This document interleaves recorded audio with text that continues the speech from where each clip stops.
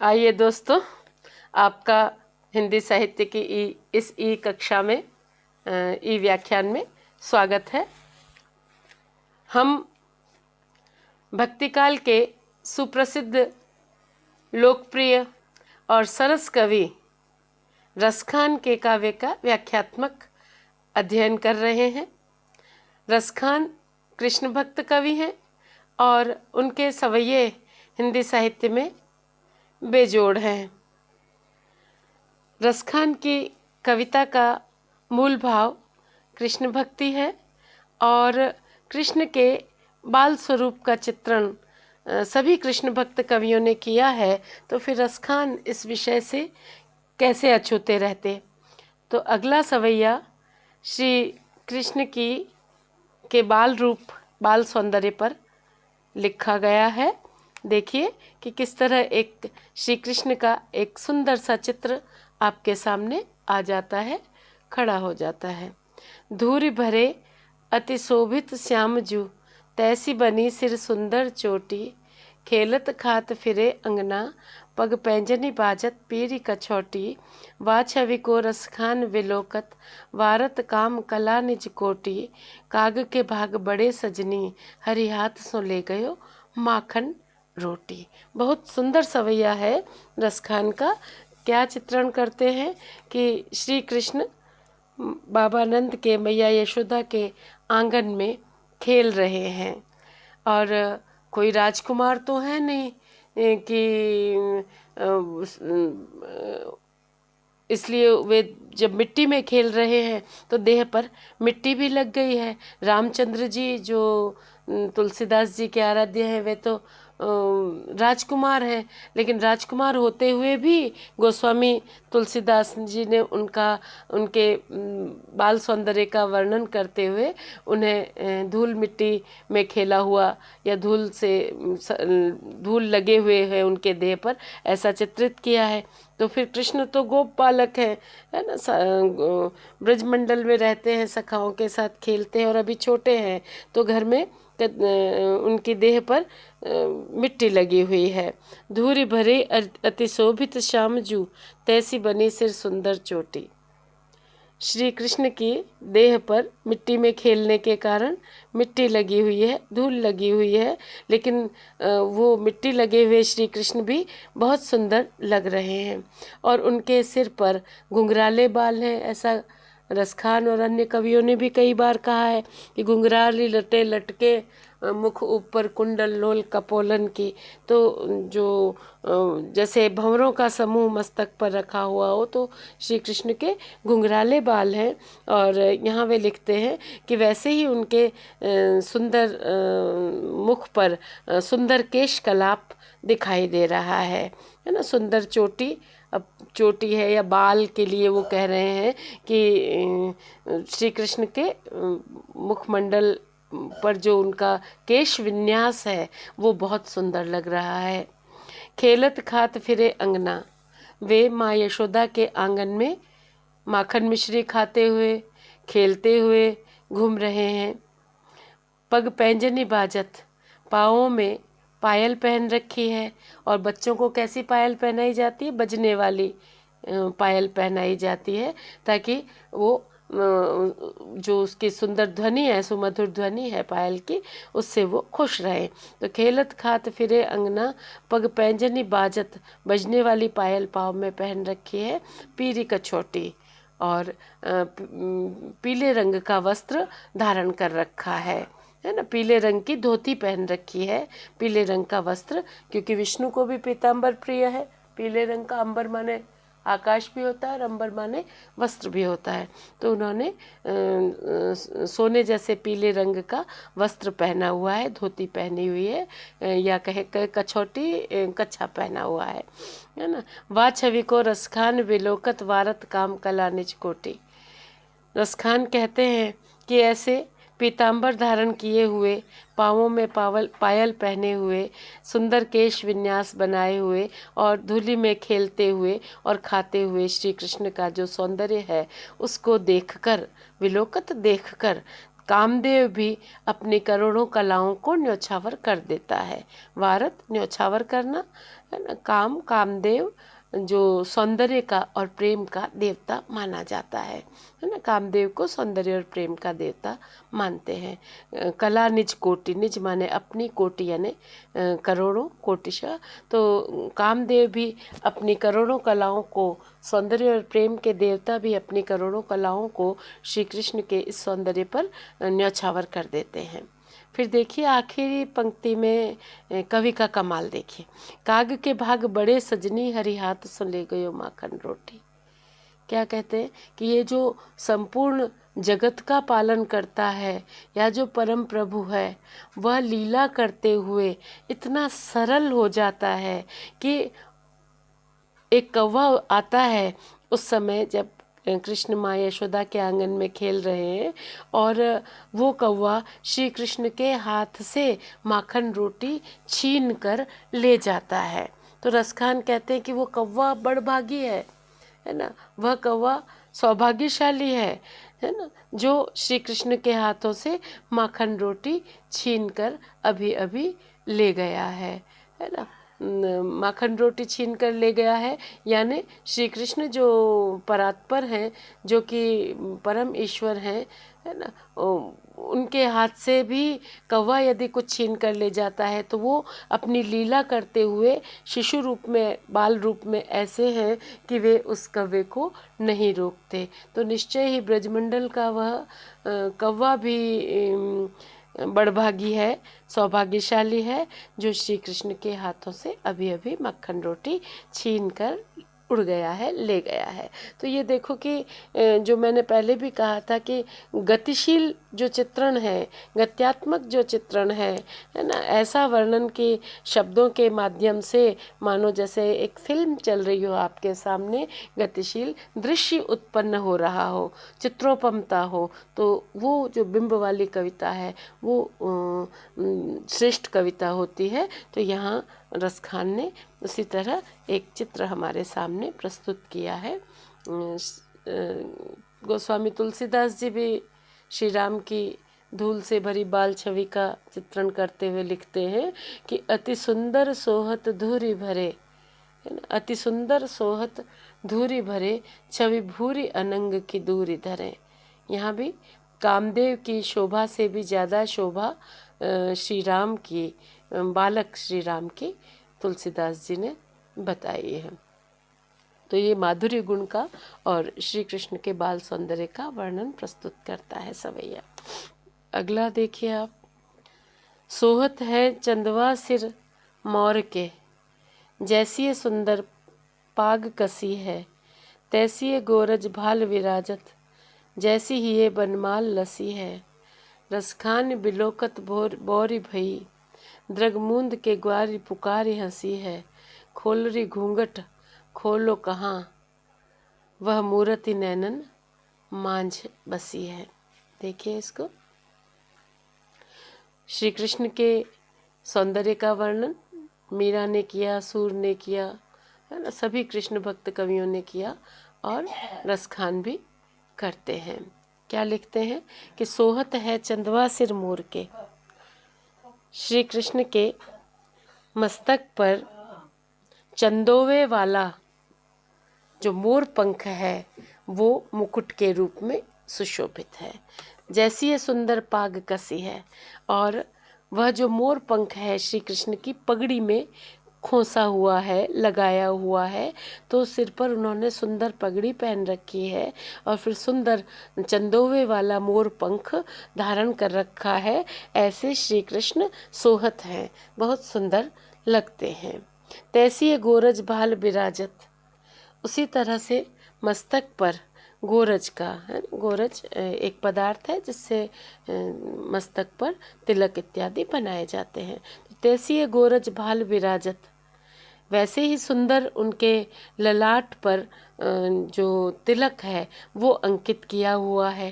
गोरज से उनके भाल पर तिलक अंकित किया हुआ है। जैसी ही ये बनमाल लसी है, और फिर उतनी ही सुंदर लग रही है उनके हृदय पर, उनके गले में पहनाई हुई वनमाला, वनमाल यानी जंगली फूलों को पिरोकर बनाई हुई माला। इसी तरह कृष्ण को बनमाली भी कहते हैं। बनमाली जो बनमाला धारण करता है वो बनमाली है ना। तो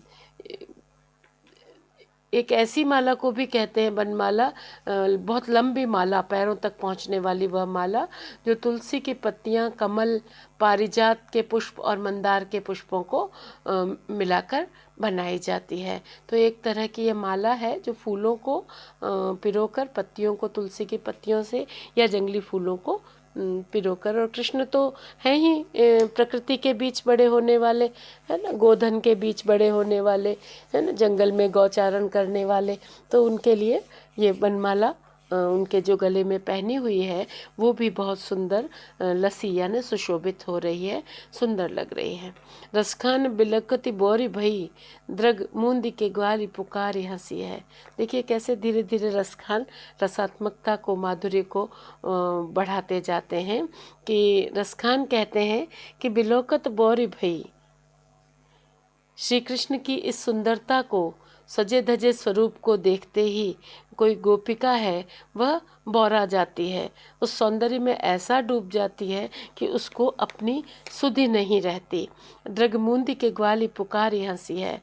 और फिर वो कृष्ण का ऐसे सुंदर स्वरूप का दर्शन करके मानो बौरा गई है और विवल हो गई है, बावरी हो गई है। और फिर वह उसने आंखें मूंद ली है, द्रग मूंदी के आंखें मूंद ली है। और ऐसी वह ग्वालिन या गोपिका पुकारी हंसी है। और फिर वह हंसने लग गई है ना। हंसी आह्लाद के लिए यहाँ रसखान लिखते हैं कि वह इतनी खुश हुई कि वह बावरी की तरह हंसने लगी और आंखें बंद कर ली। बंद क्यों कर ली?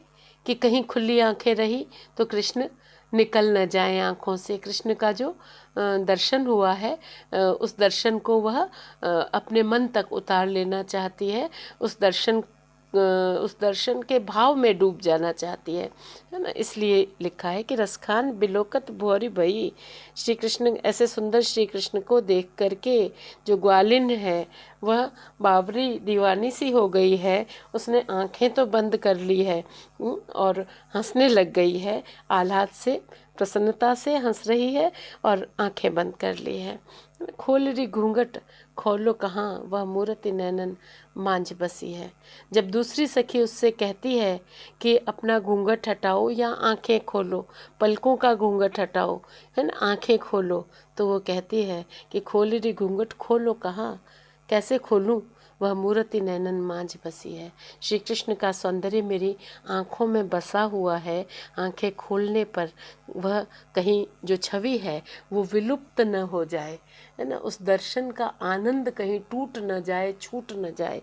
इसलिए वो मना करती है कि खोलरी घूंघट, आधी पंक्ति यहाँ तक है, खोलरी घूंघट। दूसरी सखी उससे कहती है कि घूंघट हटाओ, है ना, या पलकें खोलो। तो वो कहती है खोलो कहा, कैसे खोलूँ, क्यों खोलूँ, वह मूर्ति नैनन मांझ बसी है। क्योंकि श्री कृष्ण का की छवि तो मेरे नेत्रों में बसी हुई है और वह कहीं विलुप्त न हो जाए। इसलिए वह ग्वालिन आंखें नहीं खोलना चाहती और वह बावरी सी हंसी हंसने लगी है। तो यहाँ माधुर्य भाव की अभिव्यक्ति है और श्री कृष्ण के सुंदर स्वरूप का चित्रण है और दो ग्वालिनियों के, गोपियों के संवाद का चित्रण है। और जैसे रहीम लिखते हैं ना, प्रियतम छवि नैनन बसी, पर छवि कहाँ समाए, भरी सराय रहीम लखे, पथिक आप फिर जाए।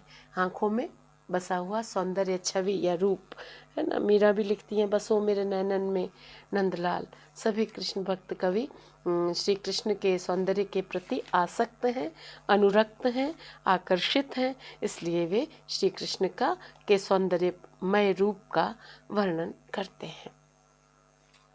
एक चित्र और है, देख लीजिए। कल कानन कुंडल मोर पखा उर्पे बनमाल विराजती है, मुरली कर में अधरा मुस्कान तरंग महाछवि छा जाती है। कल कानन कुंडल, सुंदर कानों में, कल सुंदर, सुंदर कानों में मकराकृति कुंडल कृष्ण पहनते हैं। तो कुंडल श्री कृष्ण ने धारण किए हुए हैं। मोर पखा, मस्तक पर मोर पंख है, उर्पे वनमाल, और गले में पहले भी कहा है कि वन पुष्पों की माला या पारिजात, मंदार, तुलसी, इनको मिलाकर, पुष्पों को मिलाकर, पत्तियों को मिलाकर बनाई हुई माला को वनमाला कहते हैं, और कृष्ण को इसीलिए वनमाली कहते हैं। उर्पे वनमाल विराजती है ना, लगभग पिछले सवैये जैसा ही चित्रण है कि गले में वनमाला है। वैजंती माला का भी नाम आता है कि गले में वैजंती माला पहन रखी है। तो मैंने तलाशा तो ये मिला कि वैजंती एक पौधा होता है और उस पर मोती जैसे जैसे फल लगते हैं, तो उनको तोड़ करके और उनकी माला बनाई जाती है, तो उसको वैजंती की माला कहते हैं, जिसको कृष्ण धारण करते हैं, है ना। कृष्ण के बारे में कई चीज़ें आती हैं कि गुंजा, है ना, गुंजा यानी कमल की कलियों की माला पहनते हैं या घुंगुची की माला पहनते हैं, है ना। इस तरह कृष्ण अनेक तरह की मालाएं धारण करते हैं। तो यहाँ वनमाला का ही दोबारा वर्णन है कि उनके गले में वक्षस्थल पर वनमाला सुशोभित है। मुरली कर में, हाथ में बांसुरी तो ली हुई है ही, क्योंकि कृष्ण बांसुरी छोड़ते ही नहीं है। मुरली कर में अधरा मुस्कान, और उनके होठों पर मुस्कुराहट है, सभी का हृदय आवर्जित कर लेने वाली मुस्कुराहट है। अधरा मुस्कान तरंग महाछवि छा जाते हैं। और फिर जो ये सौंदर्य की मानो इतनी श्रेष्ठ छवि है वह कि सौंदर्य की मानो तरंग उठ रही हो, है ना, सौंदर्य की लहरें उठ रही हो, ऐसा वह सौंदर्य है, ऐसा छा जाती है, सुशोभित है। यहाँ भी यही अर्थ है कि श्री कृष्ण की जो महाछवि है, ये गोपालक कृष्ण की जो महाछवि है, किशोर कृष्ण की जो महाछवि है, वह ऐसी है कि जैसे छवि की, सौंदर्य की तरंगे उठ रही हो, ऐसा वह सौंदर्य सुशोभित हो रहा है। सौंदर्य के बारे में संस्कृत में एक परिभाषा तो क्या कहें, एक पंक्ति मिलती है कि क्षणे क्षणे यन्नवताम उपैति तदेवं रूपम रमणीयताया। सौंदर्य क्या है? पल पल जो नया होता चले वही सौंदर्य है, क्योंकि जो आज सौंदर्य है वह कुछ समय बाद पुराना लगने लगता है, फिर नया रूप, है ना, और फिर नया सौंदर्य। तो जो प्रतिपल नया होता चले, है ना, वही सौंदर्य है। और बिहारी लिखते हैं सौंदर्य के बारे में कि लिखन बैठी जाकी सभी, गही गई गर्भ गुरूर, भय न केते जगत के चतुर चितेरे कूर। नायिका का चित्र बनाया जा रहा है, सभी चित्र जो मध्यकाल में मुगल चित्र शैली में जो चित्र अंकित किया जाता था उसको शबीह कहते थे। मुख का जो चित्र, पोर्ट्रेट कह दीजिए आप, तो सभी बनाई जा रही है नायिका की।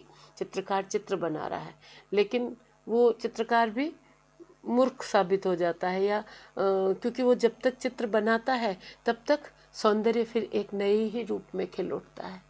बड़े गर्वित चित्रकार आए हैं कि चित्र बना दें, है ना, लेकिन जैसे जैसे वो चित्र पूरा होता चलता है सौंदर्य फिर और नया रूप धारण कर ले, तो सौंदर्य तो नित नवीन होता चलता है। तो बिहारी लिखते हैं कि लिखन बैठी जाकी सभी गही गई गर्भ गुरूर, कहे भय न केते जगत के चतुर चितेरे कूर। बहुत सारे चतुर चित्रकार भी मूर्ख साबित हो गए और उनका वे नायिका के सौंदर्य का पूरा पूरा अंकन उसकी सभी में, उसके पोर्ट्रेट में नहीं कर पाए। तो यहाँ भी है कि अधरा मुस्कान तरंग महाछवि छा जाती है। सौंदर्य की तरंग है उस श्री कृष्ण की महाछवि में। श्री कृष्ण ऐसे सुशोभित हो रहे हैं। रसखान लखे तन पीत पटा, उन्होंने पीताम्बर धारण कर रखा है, और जो पीत वस्त्र या पीताम्बर जो धारण कर रखा है श्यामल श्री कृष्ण ने, है ना, वो कैसा लग रहा है, कैसा दिखाई दे रहा है कि सत दामिनी की दुति लाजत है। सैकड़ों दामिनी, सौदामिनी बिजली, है ना, सैकड़ों बिजलियों की जो चमक होती है वो भी उस पीताम्बर के सामने लज्जित होती है। नील वर्ण के श्री कृष्ण और पीत वर्ण का वस्त्र तो बहुत सुंदर सुशोभित हो रहा है। मनो नीलमणि सैल पर आतप पर्यो प्रभात, बिहारी लिखते हैं। मानो नीलम का पर्वत हो, नीले रंग का पर्वत हो और उस पे सुबह की धूप गिर रही हो, ऐसे वे श्री कृष्ण पीताम्बरधारी श्री कृष्ण सुंदर दिखाई दे रहे हैं, या दृश्य ऐसा उत्पन्न होता है। तो बिहारी ने तो दो पंक्तियों के दोहे में, इसीलिए कहते गागर में सागर भर दिया, चित्रमयता इतनी श्रेष्ठ तरीके से बिहारी के दोहों में हमें दिखती है। तो यहाँ भी चित्र हमारे सामने खड़ा होता है कि रसखान लखे तन पीत पटा। रसखान कहते हैं कि श्री कृष्ण पीताम्बरधारी श्री कृष्ण को देखते हैं तो पीताम्बर ऐसा लगता है सतदामिनी की दुतिला जाती है, कि सैकड़ों बिजलियों की चमक, द्युति चमक भी मानो लज्जित हो रही हो, उससे भी वह अधिक सुंदर प्रतीत हो रहा है वस्त्र। वह बांसुरी की धुन कान परे, कुल कान ही हो तजि भाजत है। फिर इस पर बांसुरी की जो मादक ध्वनि है ना, मुरली की जो ध्वनि है, वो जब कान में पड़ती है ब्रजवासियों के, गोपियों के, है ना, तो उस बांसुरी का तो जादू ही ऐसा है, टोना ही ऐसा है कि जो सुनता है उसको लगता है कि उसी का नाम बुलाया जा रहा है।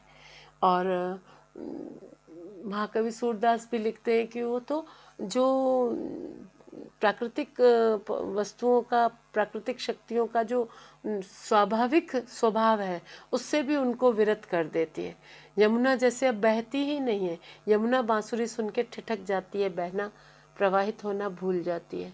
जो चल रहा है वो रुक जाता है, वो जो रुका हुआ है वो बांसुरी की ध्वनि की ओर चला जाता है ना। कभी वो मंत्रमुग्ध करने वाली तान निकाल रहे हैं, कभी बांसुरी में राधिका का नाम बुला रहे हैं, कभी धीरे बांसुरी बजा रहे हैं, और कभी सारे ब्रजमंडल को विमोहित कर रहे हैं, सम्मोहित कर रहे हैं। तो बांसुरी की धुन तो बहुत ही हृदय को हरने वाली है, शुद्ध बुद्ध खो देता है व्यक्ति उस बांसुरी की धुन सुन करके, है ना। अब देखो कि प्रकृति के बीच बड़े होते हैं श्री कृष्ण, कोई बड़ा वाद्य नहीं है उनके पास, राजपुत्र नहीं है वो, है ना, बहुत